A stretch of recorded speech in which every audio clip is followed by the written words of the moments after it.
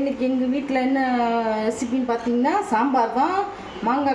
மாங்காய், முருங்கைக்காய், கத்திரிக்காய், காலிஃப்ளவர், வெண்டைக்காய் போட்டு கதம்ப சாம்பார் தான். நான் பருப்பு 100 கிராம் பருப்பை வேக வச்சு அதோட காய்கறியும் எல்லாத்தையும் போட்டு ஒன்றா வேக வைக்கிறேன். 3 தக்காளி அரைச்சி ஊற்றிருக்கேன். 100 கிராம் பருப்பு, 3 பெரிய சைஸ் தக்காளி, வெண்டைக்காய், முருங்கைக்காய், மாங்காய், கத்திரிக்காய் எல்லாம் போட்டு பருப்போட வேக வச்சுருக்கேன். இது வந்து புது விதமான டிஷ்ஷாக இருக்கும். இப்போ ஒரு 20 நிமிஷம் வெந்து மூடி வச்சு காய்கறிலாம் வேகட்டும்.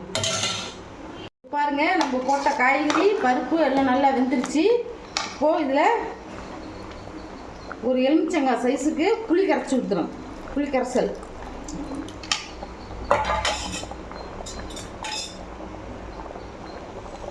தேவையான உப்பு, கல் உப்பு போடுறேன்.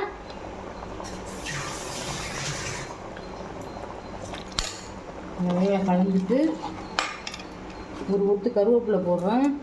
அதையும் கலந்துட்டு இப்போ நான்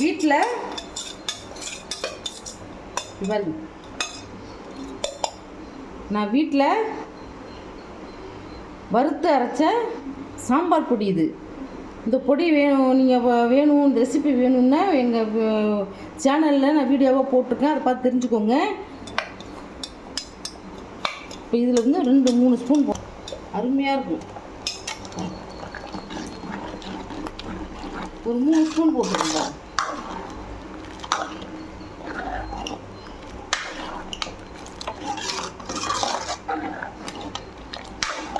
சாம்பார் இப்படி தான், சாம்பார்னால் அப்படி தான் இருக்கணும். இந்த தண்ணியாக இருக்கும், கடன்னு திக்காக இருக்கக்கூடாது, கூட்டு மாதிரி ஆகிடும்.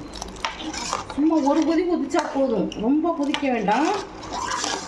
இதெல்லாம் காய் எல்லாம் வெந்ததுக்கு அப்புறம் தான் புளி ஊற்றி இந்த மிளகாத்தூள் சாம்பார் தூளை போடணும். நீங்கள் காயோடைய புளியையும் ஊற்றி உப்பையும் போட்டிங்கன்னா காய் வேகாது, நறுக்குன்னு இருக்கும். புளி, உப்பு, இந்த சாம்பார் பொடியெல்லாம் லாஸ்ட்டாக தான் போட்டு ஒரு கொதி விடணும். இப்போ நல்லா கொதிக்குது பாருங்க.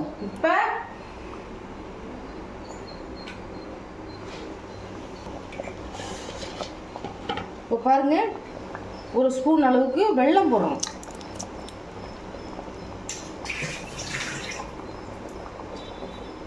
இதெல்லாம் எல்லாம் ஹோட்டல் சாம்பார் மாதிரி இருக்கும், கல்யாண சாம்பார் மாதிரி அருமையாக இருக்கும் சாப்பிட்றதுக்கு. எல்லாமே போட்டாச்சு. இது வந்து கதம்ப சாம்பார், கல்யாணத்தில் அப்படி தான் வைப்பாங்க.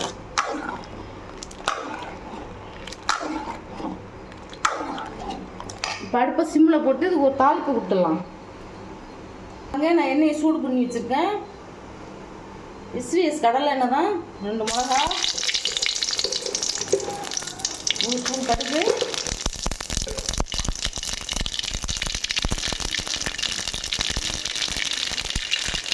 பொருள் ஒரு கை வெங்காயம்.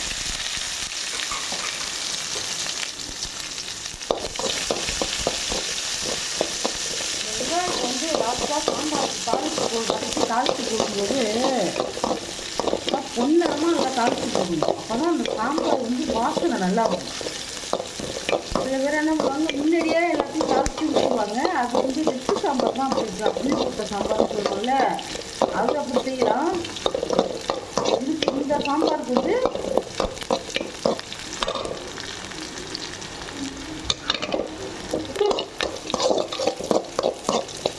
நல்லா பொன்னாமல் இதை நல்லா வறுக்கணும். வெங்காயத்தை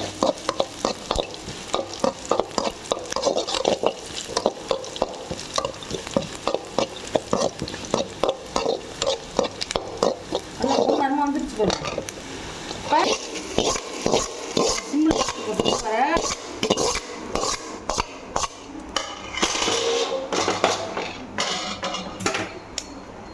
அடுப்பு ஆஃப் பண்ணிடலாம்.